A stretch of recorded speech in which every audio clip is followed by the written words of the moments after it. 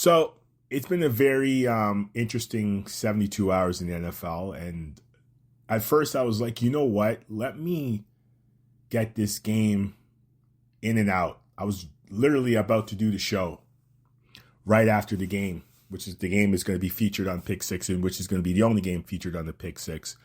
And I said, let me get this done and out of the way. And then I said to myself, you know what? Let me wait until Tuesday night because there's going to be a lot of stuff happening, a lot of stuff to unpack. So here we are, 72 hours later after the supposed big Sunday night game between the Vikings and Lions. Of course, the Lions winning 31-9 at the end of the first half. Yes, I did watch it. Of course, my Vikings, did what they didn't do. It was 10-9, and then the rest of the game just went to a whole different level. Sam Darnold, 18 for 41, 166, no touchdowns, no pick, sack twice. Jared Goff, 27 for 33, 231, one touchdown, two interceptions. Jared Goff's interceptions were just as the ones that he threw when they played against Houston, and Houston couldn't capitalize. Same thing here. Harrison Smith got one, which I felt was just like a punt. But even though it was great field position, nothing that they could do offensively. My takeaway from that is Jahmyr Gibbs did exactly what I expected him to do. 23 carries, 139, 3 touchdowns. And he also caught one for a touchdown. So he was the lone scorer all night. One guy, they couldn't do anything. And I'm not blaming Brian Flores for this because the offense didn't do their job. So this game here, very simple, very quick to go through. My takeaway is, like I said my last podcast, I can't remember if it was Quick Take or a pick six episode. I'm not convinced with Sam Darnold. I don't hate him. He's very, very likable. He's been very conventional, which I respect. He has 35 touchdowns this year. His career year, remember I broke down his stats. But I'm going to say this. You're going to LA. It's not a guaranteed win. And I got LA having the advantage right now because they beat them earlier in the year. And Sean McVay obviously going against Kevin O'Connell, who Coach O'Connell coached with Sean McVay. So I'll be honest with you, it's not a guaranteed win. So this performance that happened on Sunday night, if that even happens for a quarter or even a half against the Rams, the season will be over and all will be worth nothing. I don't care about 14-3 records. I don't care about 15-2 records. Ladies and gentlemen, the postseason's here and we start 0-0. Everybody's at 0-0. Single elimination tournament. You lose, you go home. So very simple. And before I end the show, I'm going to give my pre-playoff predictions. So stay tuned for that. But I'm just going to get into the other stuff that was going on. And it's interesting because as of right now, we have 6 available coaching positions. The following teams are the Raiders, Jets, Jaguars, Bears, Saints, and Patriots. The Jets went on a nuclear interview spree yesterday. They interviewed a bunch of people, including myself, the janitor, Justin Trudeau. They interviewed everybody. The Jaguars, too, their list was ridiculous. And, of course, today the Raiders fired Antonio Pierce, which wasn't a surprise. In New England, everybody knows about Gerard Mayo. And, of course, New England finished 2 interviews today with Pep Hamilton and Byron Leftwich, which they cover their Rooney Rule. Because we all know they're going to hire Mike Vrabel. Like, we got to stop this bullshit. And excuse my language. They're going to hire Mike Vrabel. Like, let's get the bullshit out of the way. They're going to hire Mike Vrabel. I don't know why teams do this. I don't know why they interview black coaches when they know they're not going to hire them. So don't give me that BS. And then there's also a report that the Raiders are going to have Tom Brady as part of the coaching search. Like, first of all, Tom is great. But he can't be doing that and working in the broadcast. Fox is going to have to do something about that. Let's get real. Like it can't work. And then yesterday there was a report that Chicago wanted to interview Mike McCarthy for their job. Well, of course, Jerry, being a control freak that he is, denied him. And of course, they might wait until Mike McCarthy's contract expires on January 14th. So, Dallas is a very interesting team. Jacksonville is a very interesting team. I'll tell you guys right now, if there's a job that I would not want to take right now, I'll tell you the jobs that I don't want to take. Definitely not the Jaguars, and definitely not the Jets, and now definitely not the Raiders. I think the best job on this paper right now is the Bears job. You got a young quarterback. You got DJ Moore. You got Odudze. They're definitely not going to sign Keenan Allen. They should not. Get some pieces with that money. It's the best job available. So they got a lot of coaches that they've interviewed. The Bears have interviewed a few. I don't know.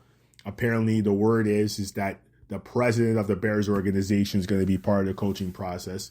I don't know why you have a GM if you're going to be doing that. Again, the Bears there's a reason why these 6 teams are where they are. Don't mistake an accident for truth. Do not mistake accidents for a truth. There are accidents. Teams have bad seasons. The 49ers, as much as I'm not a fan of Kyle Shanahan, they had a bad season. I expect them to be back in the playoffs next year. I'm not going to sit here and throw shade. I'm not one of those guys. I know there's a lot of fanboys and fangirls who like to throw shade. There's a lot of haters out there. This is the world we live in today. Just go on social media. You'll see a lot of loudmouths talking with nothing going on. The 49ers, I expect the 49ers to be back in the playoffs. It's a good run organization despite the coaching decisions of their head coach who's blown 2 Super Bowls, actually 3. 2 as a head coach, 1 as an offensive coordinator. That's another conversation for another day. They fired their special teams coach today, Brian Schneider. I don't know why. Just like they fired Steve Wilkes last year. I don't know why, but that's another conversation for a different day. But this particular situation, when you look at these 6 teams, there's a reason why these 6 teams are not in the playoffs.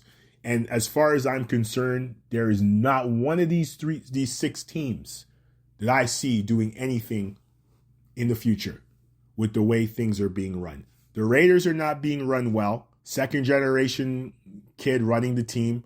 Hasn't done anything in his life, hasn't earned anything. The Jets are poorly run. The Jaguars, we're not going to even start about the cons. The Bears, poorly run. You got a president who thinks he can do everything. The Saints, they don't even know who their quarterback is. They have no idea what. It's a mess. The Patriots, the Mike Vrabel thing, which is about to happen, I think it's pathetic what they did to Gerard Mayo, and I believe in karma. So these 6 teams that are not qualified for the playoffs and that are going to be here for the draft, they're pathetic. Now, the Cleveland Browns, Kevin Stefanski is still there. He's a phenomenal coach. He was a great offensive coordinator in Minnesota. Browns ain't stupid. They know why they're keeping him. But I'll say this, if he starts the season 1-4, 1-5 next year, they'll let him go. The Giants, we won't talk about Brian Daboll. Reports are, Mara's a little on the edge. Whatever. You'll fire him if he starts off 0-4 or 1-3. Don't worry. Those guys will be available, and they should be, and they'll go somewhere where they belong. The Giants, too, poorly run right now. The Browns, historically poorly run. Just look at their all-time record. So when teams are in positions that they are, folks, and they're there where they are, they're there for a reason. So all these teams that you see that haven't made the playoffs right now are there for a reason. So I'm just not surprised of the poorly run organizations that are talking about the draft. And the only team that did make the playoffs this year that I feel will be there next year will obviously be the 49ers. They'll be back. But everybody else, I expect them to be drafting again next year because they're poorly run, pathetically run. And they don't have any idea what's going on. And I'm not saying because I have the experience. No, the numbers don't lie. That's the thing people don't understand. Numbers tell the truth. The truth has no disguise. So you're seeing these teams and seeing where they are and what they've done. The evidence is there. So let me get to the playoff preview from my perspective. The wildcard rounds will start on Saturday. Chargers and Texans. I'm going to pick the Chargers. I think CJ Stroud, having that sophomore year, needs to learn, and he's learning now. He'll be ready for year 3.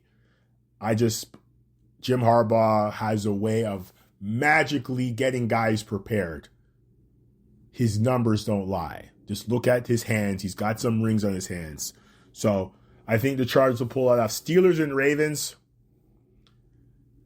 Third time's the charm. Division game. Now, don't you guys look at it as a playoff game. I look at it as a division game. And these are the wars that are very, very special. And I'm going to go with the Ravens. Home game, but it's going to be tough. I think the score is going to be very tight. Very, very tight. Broncos and Bills, I expect the Bills to do this very quickly. If they don't, Sean McDermott will be fired. I expect the Bills to do this very quickly. Eagles and Packers, I don't know which way that can go. It's a very close one. And I'm going to go with this one because the Eagles are a mess right now in that locker room. And I always say dysfunction will finally come to an... Well, dysfunction will always lead to your demise. You might be good outside, but if the home isn't taken care of, everything else will fall apart eventually. The Packers pull this off. I don't trust dysfunction. Dysfunction is never a good thing. So Packers pull that off. Commanders and Bucks. Baker at home. Which Baker are we going to get? Are we going to get 2 touchdowns, 2 interceptions, 400 yards? Or are we going to get 300 yards, 5 touchdowns, 1 interception with a QB rating of 120-something? I'm going to say this. I'm going to go with Baker. But Jaden Daniels, I don't know. Could this be the time he takes this? So, Buccaneers, very close. And of course, my Vikings and Rams. If we saw what we saw on Sunday against Detroit, it's a wrap. The Rams will run them out of the gym. But I'm going to pick my Vikings. I think Kevin O'Connell, this is his opportunity to show the rest of the world that he's an elite coach. He's a good coach. Now this is the time where you have to prove that you're an elite coach. He has the tools. Now, what is he going to pull out of his repertoire? And let's see what he's got. So I'm going to give my Vikings this win. And don't be fooled. I actually had the Rams a couple of hours ago because I know football the way I know it. This is not guaranteed. None of these games are guaranteed. These are just my predictions. But before I go, before I close out this show, the Tyreek Hill situation. Man, oh man, oh man. Like, again, the world is so possessed with money and has no understanding what happiness could do for you. When I say this, guys, and it might be a little off the football, but it relates to football. Peace and happiness will win all the time. You look at that KC locker room. Peace and happiness. You look at that Detroit Lions locker room. Peace and happiness. 49ers, there's been some contract issues with players holding out. Coach is incompetent. You saw the results. They can't win one. So sometimes the incompetence might pull a win off. Like Shanahan beat Detroit. Detroit should have won that game last year. But I'll say this. When you have that aura in the locker room, even the Vikings locker room, the Bills locker room is a lot lighter now. I'm telling you guys, something's going on in Miami. And I'll say this. Tyreek Hill took money. You have an all-timer in Patrick Mahomes. He's won 2 Super Bowls since you left. NFL is about the logo, not the players. Teams could win without star players. KC had a bunch of number 3 receivers last year and won the Super Bowl. They haven't had a star receiver since Tyreek Hill, and they've managed to win 2 Super Bowls. 3 straight AFC championship games. Tyreek Hill wanted the money. He wants to pose, drive Lamborghinis down Biscayne Boulevard, wants to have all his kids, and I'm not knocking on him, but the truth is out there. He wants to live the life. It's amazing when people have money or they've had resources before or understanding or education how they take care of themselves. I don't know his financial situation. I know money is important to him, but I'll tell you something right now. Winning solves so much problems. And I remember he came out and said Tua is a better accurate passer than Patrick Mahomes. And I was like, are you guys out of your mind? Sorry, is he out of his mind? So at the end of the day, he chose money. You have to be careful when you want money. Keenan Allen, they asked him to take a pay cut. He said no. They sent him to the Bears. He's going to be a free agent. He's probably going to get league minimum now. And I say this all the time to players. Please get your money. It depends on the pay cut and the structure of your contract. I will say this. I'm not a fan of taking a pay cut, but I also understand it's a business. You got to try to win also. Because you will always see the true identity of an individual when they're not winning in life. When a person is not winning in life, you will see their true identity. Now, Tyreek came out and said some whatever things after the game that they lost. It don't matter. At the end of the day, you gotta fight through the grind. You wanted to go to Miami. You wanted the money. You and the Chiefs, you guys couldn't come to a compromise. And that's it. You guys move on. But you can't sit here and start throwing shade and saying this and saying that. Because he did say a lot of things about Patrick Mahomes. But at the end of the day, you got to understand, when you make a decision, take the accountability. Life isn't good now, isn't it? Of course not. But that's what it is. At the conclusion of this episode, I'm going to leave you all with some clips with this Tyreek Hill situation. And you all could voice your opinions. But when you voice your opinion, don't base it on anger and frustration. Base it on reality and numbers. The numbers won't lie. He hasn't done anything since he left Patrick Mahomes. He's been phenomenal. Lights out. He's been a great attraction. But when it comes to putting together a winning formula, he was supposed to bring it to Miami. We all know the story with Tua. I've never been a fan of Tua. Brian Flores told us the truth. But we all shitted on him, of course. Again, black coach, got shitted on. I won't get on that. And I'll say this on closing before I let you guys listen to the clips with Tyreek Hill and Stephen A's take and all that. Aaron Glenn deserves a job. If you guys sleep on him, you guys are crazy. I'm out. Have a good night. Have a good day, morning, wherever you guys are in the world. Now time. Right. Let's play those clips. Tua or Pat Mahomes? Tua or Patrick Mahomes? Obviously, like I'm gonna go with 1.5 as the strongest arm, but as far as accuracy wise, I'm going with Tua all day. So which one would you rather have? The deep ball where you got to scramble around the field to try to go find it? Or do you want that accuracy to hit you right in the bread basket on the run? I want it to hit me right in the bread basket, just like I did in the Buffalo Bills game, and take it 70. And the rest is history. And again, this is not a shot at anybody. Right. This is just stuff that had to be said. It needed to be said. Man. So, I mean, for me, like I said, man, I just got to do what's best for me and my family, dog. If that's here, if that's wherever the case may be, man, I'm finna open that door for myself, dog. As I'm opening the door, like I'm out, bro. So it was great playing here, but. You thinking about leaving here? If it is, hey, if. 17 starts last year. This year he got 11. This year he was targeted 171 times last year, 123 this year. Receptions, 119 last year, 81 this year.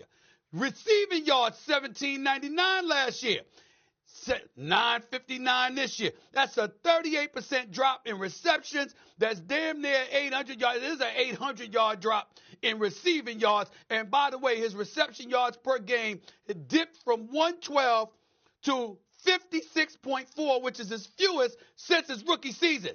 Life's a little bit different when you ain't with Patrick Mahomes. We tried to tell you. We don't want to hear about no family now. You got your bag. That ain't family, bro. Family's the bag. Once you get the bag, family's taken care of. This is about you. Recognizing life is a little bit different when Patrick Mahomes ain't throwing you the football. Floor is y'all's.